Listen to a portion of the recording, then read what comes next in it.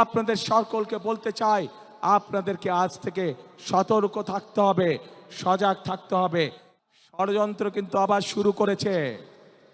এই যে যাদের কথা বলেছি প্রথমে, যারা জনগণের সামনে সকাল বিকাল মিথ্যে কথা বলছে, যারা দেশের নারী সমাজকে হেয় প্রতিপন্ন করছে, এরাই আবার ষড়যন্ত্র শুরু করেছে বিভিন্নভাবে। কারণ তারা জানে তাদের এইসব কথাবার্তা, তাদের এইসব কাজকর্ম, এইসব ফাঁকিঝুঁকে মানুষ ধরে ফেলেছে এবং সেজন্যই তারা বিভিন্ন ছল ছাতুরির চেষ্টা করছে।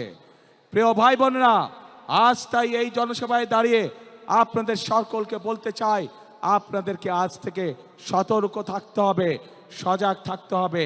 যে অধিকার আপনি গত 1 যুগ ধরে পাননি, আবার যাতে এই অধিকার কেউ কেড়ে নিয়ে যেতে না পারে, আপনাদের সকলকে সতর্ক থাকতে হবে।